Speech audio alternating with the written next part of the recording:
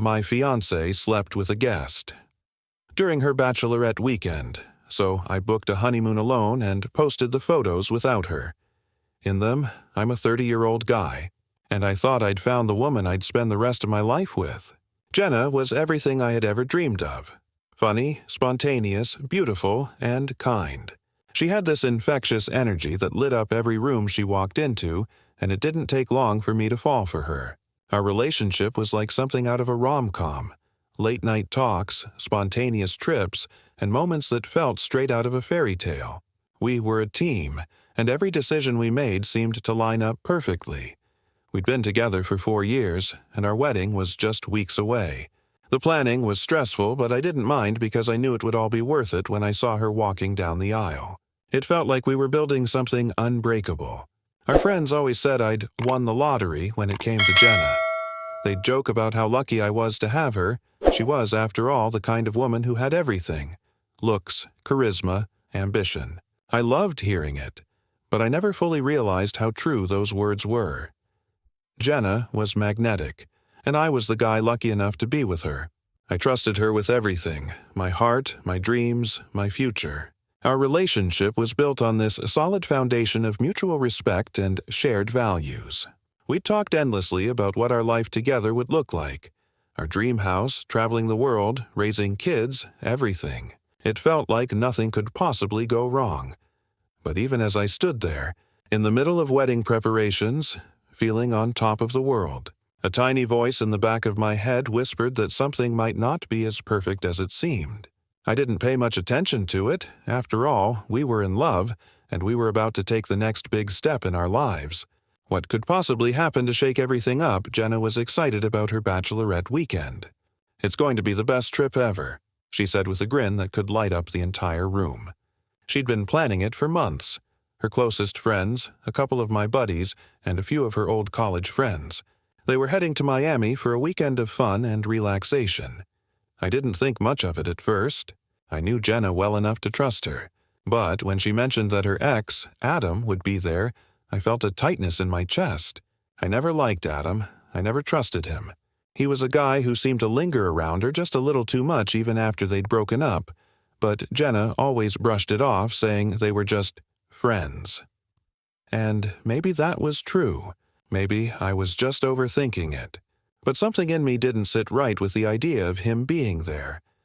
When I mentioned my concerns, she laughed it off, telling me I was being ridiculous. "It's a Bachelorette weekend, babe, relax. Nothing is going to happen." I tried to ignore the knot forming in my stomach, convincing myself that everything would be fine. It was supposed to be a fun weekend, right? I mean, what could go wrong? It wasn't like I was controlling or insecure. I trusted her. But then, the more she talked about it, the more things started to feel off. There was mention of wild nights out, spontaneous plans, and some of her friends encouraging her to let loose before the wedding. I tried not to let it get to me, but I couldn't shake the feeling that something wasn't right. Still, I didn't want to be the guy who tried to control every little thing. I didn't want to be the one who ruined her fun. So, I kept my mouth shut. I told myself it was just a weekend, and I'd see her again in a few days, ready to get back to the life we'd been building together. But deep down, I felt like something was slipping through my fingers and I wasn't sure how to stop it. The weekend went by, and Jenna's texts became less frequent. At first, I thought it was just because she was having too much fun, too caught up in the excitement of the trip. But as the hours stretched into a full day without any word from her, the pit in my stomach grew. I shot her a message in the afternoon, just a simple, "Hope you're having fun. Love you." But it wasn't until the evening that she finally replied, and even then it was a single, rushed text. "Having a blast. I'll call you later." That later never came. I waited. Hours passed, and I heard nothing. My mind started to spiral, imagining all the worst-case scenarios. Maybe she was just too busy. Maybe she was trying to unwind and not be glued to her phone. But in the back of my mind, I couldn't stop thinking about Adam. I couldn't shake the feeling that something was happening. Something I wasn't privy to, something I wasn't in control of. But I didn't want to be paranoid, so I kept telling myself to calm down. I checked her Instagram. The last photo she posted was from earlier in the day. Her and a group of friends by the pool, laughing, holding drinks. Adam was in the picture too, standing too close to her for comfort. His arm was draped over her shoulder, his face practically pressed against hers. The photo was blurry, but the energy between them didn't seem like just friends. I told myself it was nothing. A harmless photo. But then the little voice in my head grew louder. Why wasn't she calling me? Why wasn't she checking in like she said she would? Why was Adam there at all? As the hours dragged on, I felt the silence between us becoming thicker. It wasn't just the lack of texts, it was the absence of her energy, the absence of the connection we'd always had. I started to feel completely alone, even though I knew she was just a phone call away. And yet, I couldn't bring myself to call her. I didn't want to sound desperate, needy. I didn't want to confront the reality that maybe, just maybe, things weren't as perfect as I thought. The night dragged on. The more I tried to push it out of my mind, the louder the voice got. The weekend wasn't over yet, but I was already dreading what I might find when it ended. When Jenna came home, she was different. There was an air about her, something off. She seemed distant, but not in a way that made me immediately angry or suspicious. It was subtle, like she was trying to be the same Jenna, but something was missing. She kissed me quickly when she walked through the door, her eyes avoiding mine, her movements slower than usual. Almost mechanical. "Hey, babe," she said, her voice soft, almost apologetic, as if she knew something was wrong without me saying a word. She put down her bag and sank into the couch, scrolling through her phone, not once meeting my gaze. I tried to ignore it. "How was the trip?" I asked, forcing a smile. "Great, honestly. Really fun. Got a little crazy, you know, but nothing too wild," she replied, her words coming out too quickly, too rehearsed. I watched her closely. There was no spark in her eyes, no warmth in her smile. It was as if the energy I had always known in her was just gone. But I didn't want to be the one to push, to bring up the tension that was already building between us. I told myself it was just the exhaustion of traveling. She'd been away for a few days, after all. But when she mentioned feeling tired and suggested that we cancel our plans for the evening and stay in, I felt a shift. She was avoiding me, and I could feel it. We hadn't spent this much time apart in months, and I was desperate for a connection, for her to talk to me about her time away. But she seemed content to let the silence stretch between us, her body language distant, her eyes never fully meeting mine. I wanted to ask her about the weekend, about Adam, about everything, but the words didn't come out. I wanted to let it go, but the feeling in my gut wouldn't let me. Something about her was wrong, and I couldn't shake it. Then, when the topic of the wedding came up, she quickly changed the subject. "I've been thinking," she said, her voice softer, almost hesitant. "Maybe we should slow things down for a bit. You know, enjoy the next few weeks without the pressure of wedding planning." My heart sank. That wasn't just about the wedding. That was about something deeper, something she wasn't saying. It felt like she was pulling away, but I didn't know why. And in that moment, a cold realization hit me. She was already starting to pull away, and I hadn't even known it was happening. It wasn't until a few days later that everything started to unravel. I was sitting at my desk, scrolling through emails when a notification popped up on my phone. An Instagram message from an account I didn't recognize. At first, I thought it was just spam, but something about it caught my eye. The message read, "You deserve to know what Jenna did." I clicked on it, heart pounding in my chest. There were 2 photos attached, blurry but clear enough for my stomach to drop. The first one showed Jenna in a hotel room sitting on a bed, laughing with a man who wasn't anyone I knew. The second one was even worse, a close-up of her kissing the same guy, his hand on her waist, her face inches from his. It was a moment frozen in time, one that felt like a gut punch. My hands went cold. My mind raced, trying to make sense of what I was seeing. Jenna had told me nothing about any guy being involved in the trip like this. She'd promised me it was going to be a fun, innocent weekend with her friends.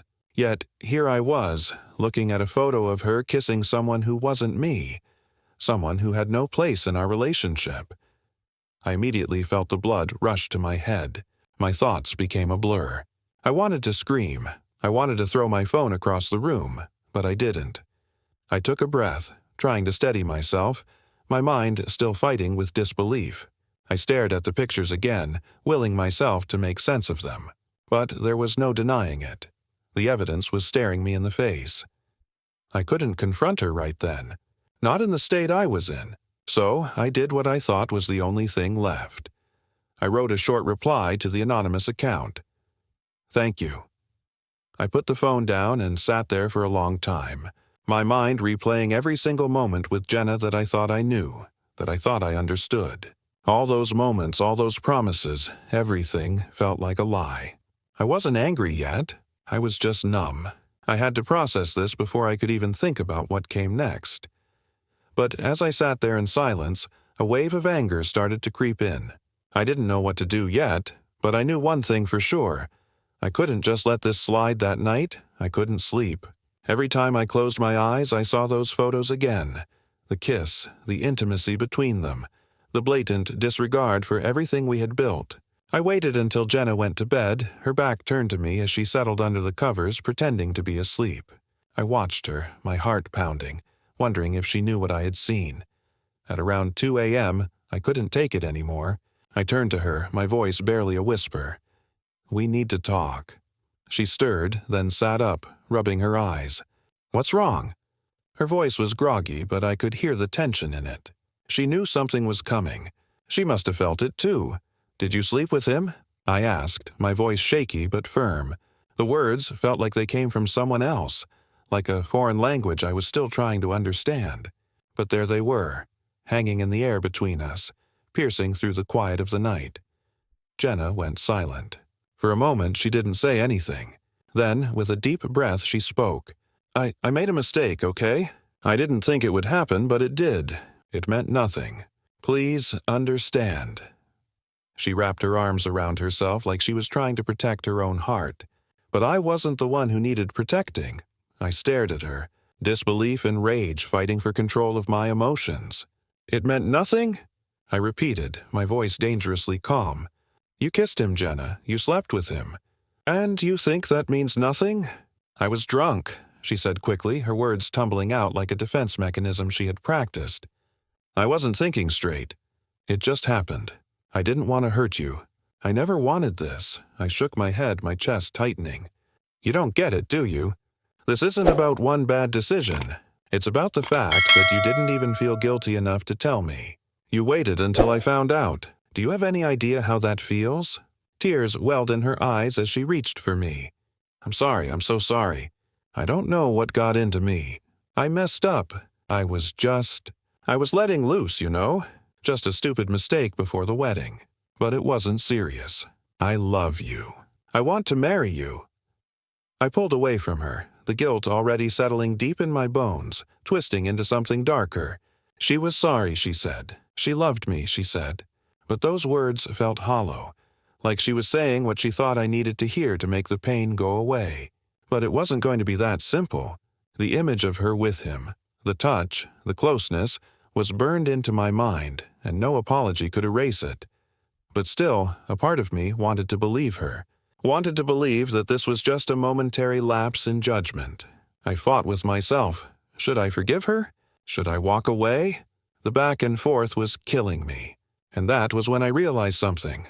I wasn't the one who needed to be convinced. She was the one who needed to convince me she was worthy of my trust again.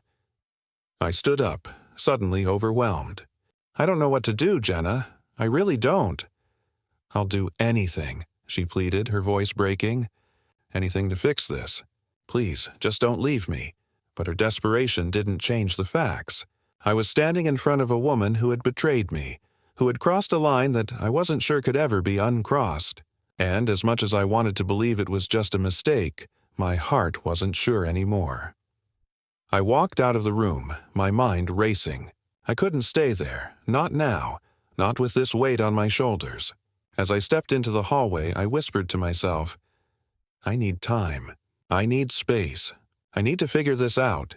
But deep down, I knew nothing would be the same again. The next few days passed in a fog. I went through the motions. Work, errands, pretending to be okay when I wasn't. Jenna tried to reach out multiple times, but I kept my distance. Each time she asked to talk, I told her I wasn't ready. I didn't want to hear her apologies again. I didn't want to hear her excuses. The more she begged, the more I withdrew. It wasn't a matter of being angry anymore. It was about something deeper, a betrayal I couldn't just wash away. I didn't want to let go of what we had, but I knew I couldn't keep pretending everything was fine. The wedding was still on the horizon, but I couldn't bring myself to even think about it. How could I stand in front of our friends and family exchanging vows when the woman I was supposed to marry had kissed another man? Slept with him? In the silence of our apartment, I felt like a stranger in my own life. Every place we had been, every corner that held a memory, felt like a reminder of what I had lost. I didn't even know who I was anymore, let alone who we were together. My mind raced in circles, constantly replaying the scene, those photos, Jenna's apologetic face, the words that meant nothing. But I kept everything inside. I didn't want to make any rash decisions. I didn't want to do something I'd regret, so I stayed quiet. Jenna would come to me, sit beside me on the couch, talk about how she was trying to make things right. "We'll get through this," she'd say. "I promise I'm working on myself." But I couldn't hear her anymore. Her words felt empty, like they were just things she thought I needed to hear. I wasn't sure if she was trying to convince me or if she was just trying to convince herself. Either way, I wasn't buying it. As the days dragged on, I knew I couldn't stay in limbo forever. I had to make a decision. Either I could forgive her and move on, or I could walk away and reclaim my life. But the longer I waited, the more I realized that even though I had every right to walk away, something inside me was still holding on. Maybe I wasn't ready to face the truth. Maybe I was just scared of the fallout, scared of what I'd lose if I let her go. One evening, she came to me again, sitting down in front of me, her eyes pleading. "I've been thinking about the wedding, about everything we've planned," she said, her voice quiet. "Maybe we can push it back? Maybe we just need more time to heal. What do you think?" I didn't answer right away. I just stared at her, trying to read the sincerity in her eyes. But all I could see was someone who had betrayed me, someone who thought she could fix everything with a few words. And yet, I still couldn't let go of the life we had dreamed about together. But something had changed. The calm before the storm was over. The storm was coming, and I didn't know if I was strong enough to face it head on. I needed more than her promises. I needed to know if she was really sorry or just scared of losing everything. It all came crashing down 1 week before the wedding. Jenna's desperation reached a breaking point when she found me sitting at the kitchen table, scrolling through the wedding guest list. I wasn't looking at the names or making any plans. I was just trying to distract myself from the cold reality of what was looming ahead. "Why aren't you excited?" she asked, her voice trembling with a mix of fear and frustration. "We've been planning this for so long. It's just a few days and we'll be married. Everything will be fine." I looked up at her, my heart heavy with confusion. I wanted to believe her.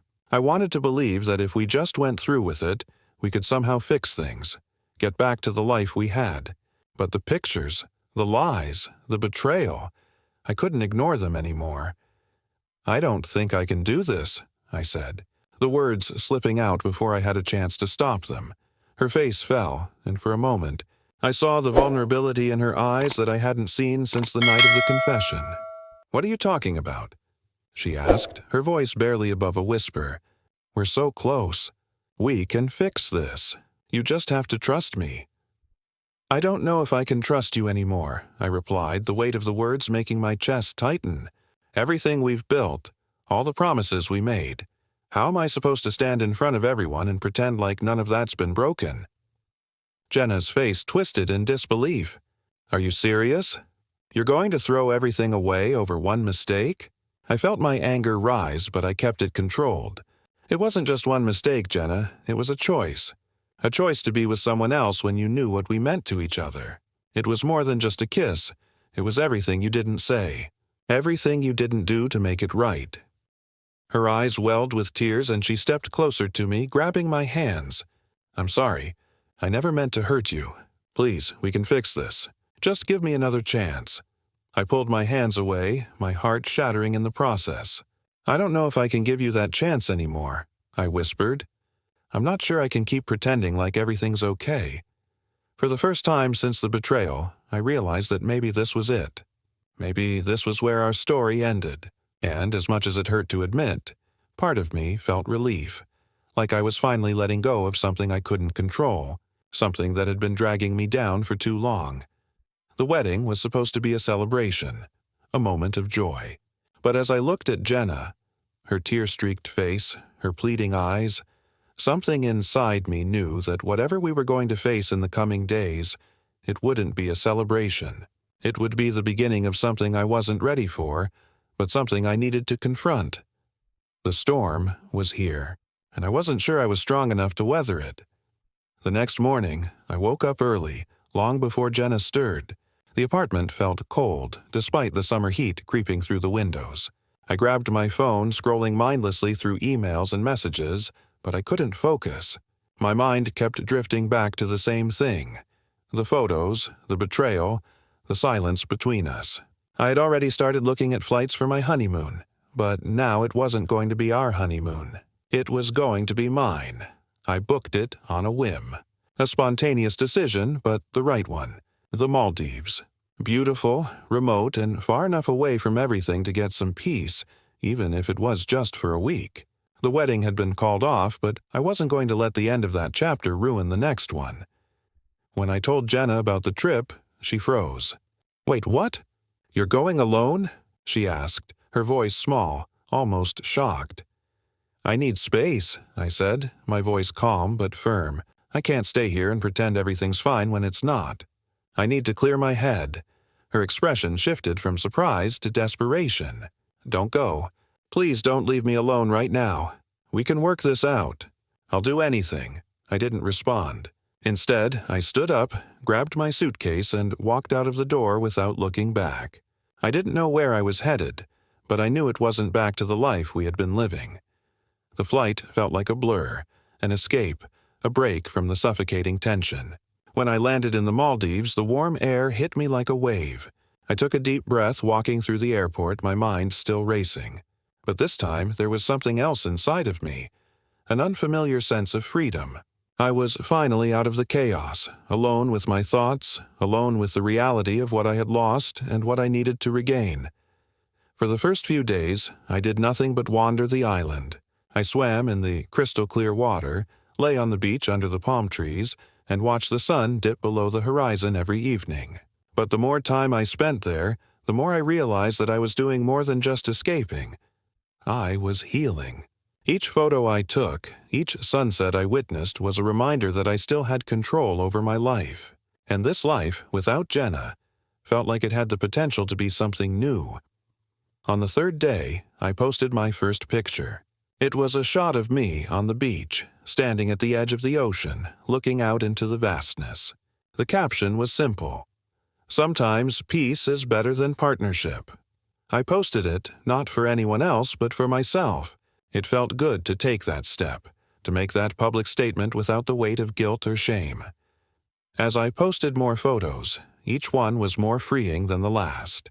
Sunset dinners by myself, morning walks along the shore. Alone, but not lonely.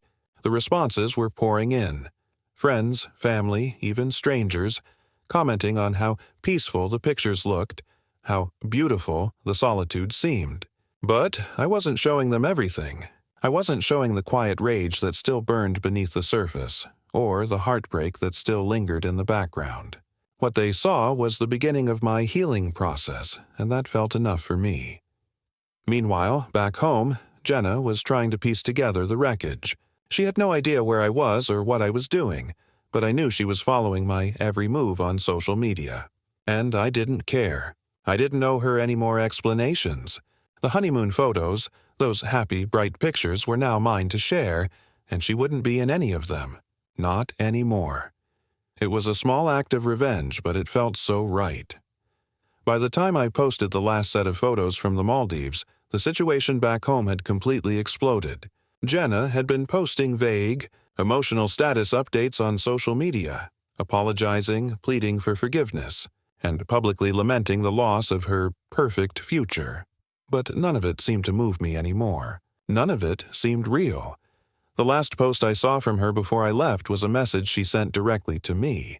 It was long, full of apologies, and even guilt-ridden promises that she'd never make the same mistake again. But I had seen it all before. She'd apologized 100 times over, and yet here we were, on the brink of everything falling apart. I wasn't buying it this time. What really got to me, though, was what happened next. It wasn't just her who was trying to manipulate the situation. Her friends, her family, people I had known for years, started jumping into the conversation, turning the narrative into something I didn't even recognize. They weren't asking for forgiveness for her. They were demanding that I forgive her, that I be the bigger person, that I needed to get over this and move on. I couldn't believe it. My own friends, the people I'd trusted, were taking her side. They were piling on the guilt, telling me that what happened on her Bachelorette trip was just a slip-up, and that she deserved a second chance. They tried to shame me into forgiving her, but it wasn't just about that anymore. It was about how easily they all dismissed my pain, how quickly they overlooked the fact that Jenna had lied to my face and betrayed everything we were supposed to have. One evening, I was sitting on the balcony of my hotel room, reading through all the comments on my photos. There were dozens of supportive messages from people who admired my courage, my strength, but then I saw it. Jenna had shared my post. She had taken my honeymoon photo and added her own caption. "This is what he chose over me. A lonely trip. A broken man."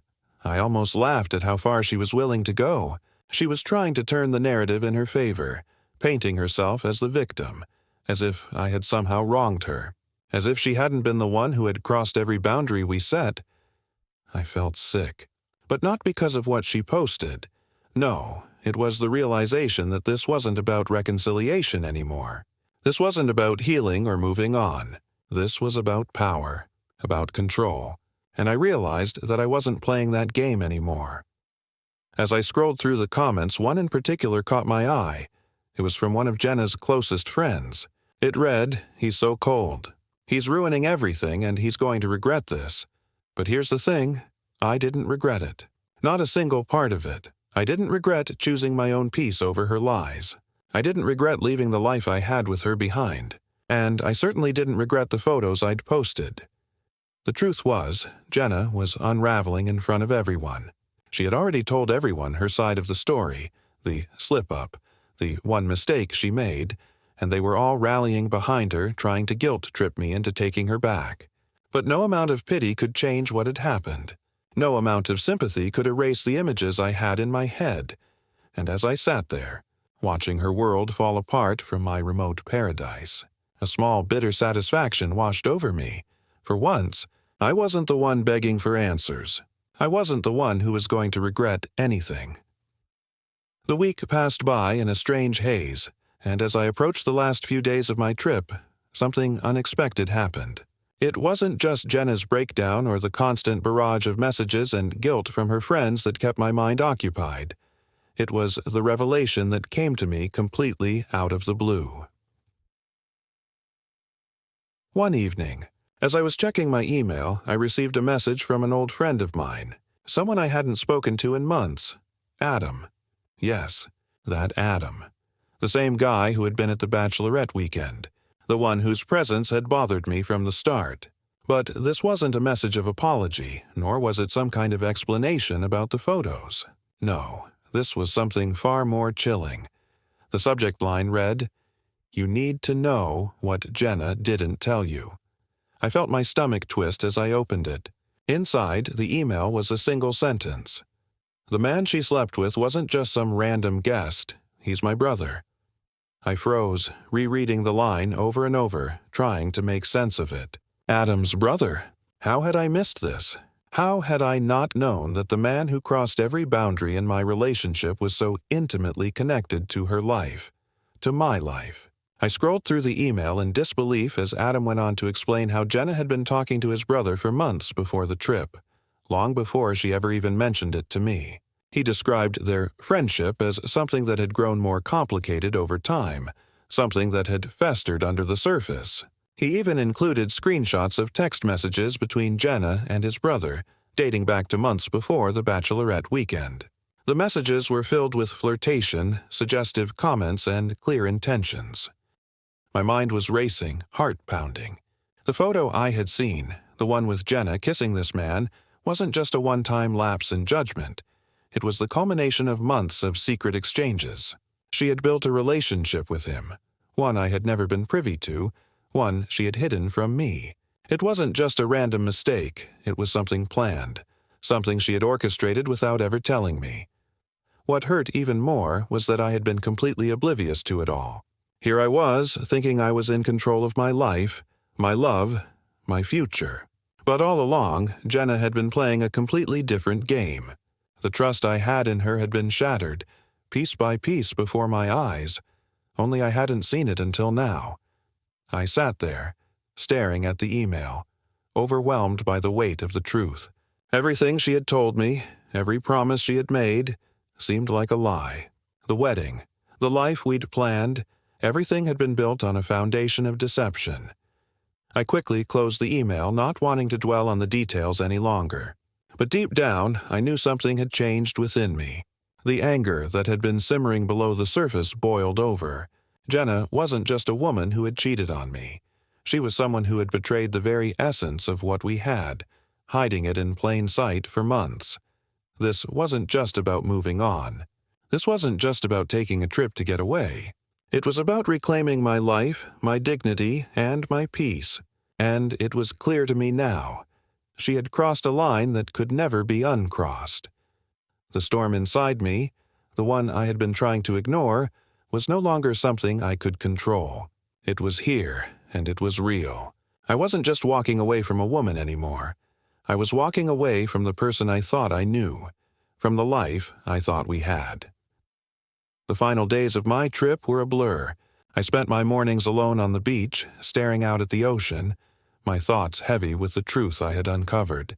The days felt long, stretched out like they would never end, but in a way, they were exactly what I needed. I didn't need Jenna's apologies anymore. I didn't need her guilt-ridden texts. I didn't need her words at all. I just needed peace, something I hadn't felt in months. I kept the honeymoon photos coming. Each one was more powerful than the last. Me, standing alone in front of the breathtaking landscapes, smiling, free. I wanted to show the world that I was still capable of living, of thriving, even after everything that had happened. I wanted to prove to myself that I could walk away from the person I had trusted the most, and still come out stronger. One night, I posted a final photo of myself standing at the edge of the water, the sun setting behind me, casting a warm, golden glow across the sky. The caption read, "Healing doesn't always start with forgiveness. Sometimes it starts with walking away." I felt a strange sense of closure wash over me when I hit post. It wasn't just a declaration to the world, it was a message to myself. I wasn't just leaving a relationship behind. I was leaving the person I used to be behind. The person who had been so naive, so trusting, so willing to ignore the red flags for the sake of love. The person who had let someone break him down and still believed they deserved forgiveness. But not anymore. The notifications started flooding in almost immediately. Friends, family, even strangers all commenting with support, telling me how brave I was for taking control of my life.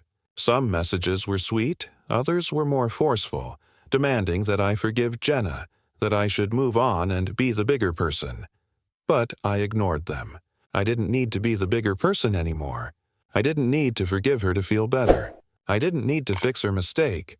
I just needed to fix myself. A few days later, Jenna reached out again. She didn't ask for forgiveness this time. This time, she just asked for answers. "Why didn't you just talk to me? Why didn't you give me a chance to fix this?" she asked in a message. I didn't reply right away. Instead, I went for a walk along the shoreline. The cool breeze brushing past me, the waves crashing softly in the distance. I had no desire to explain myself to her, no desire to convince her that I was right. She had made her choices, and now I was making mine. When I finally sat down to reply, the words came easily. "You had your chance," I typed, "but you took that choice away from me when you made your decision. I'm not angry anymore. I'm just done." I hit send, then deleted the message. There was nothing left to say. It wasn't just about walking away from her. It was about walking away from a life that no longer served me. The truth, as painful as it was, had set me free. In the weeks that followed, I focused on the things that mattered: my work, my friends, my own healing. I started working out again, taking long drives and pushing myself to do things that made me feel alive. I learned how to find joy in my own company, how to appreciate the freedom of not being weighed down by someone else's mistakes. Jenna tried to reach out a few more times, but I blocked her number. I wasn't cruel, but I couldn't keep letting her back into my life. The final message I sent was the one that had stuck with me the most. You taught me something I didn't want to learn, but I'll be better for it. As I settled back into my routine, I knew I was stronger than I'd ever been. I was no longer the man who had been willing to let things slide for the sake of peace.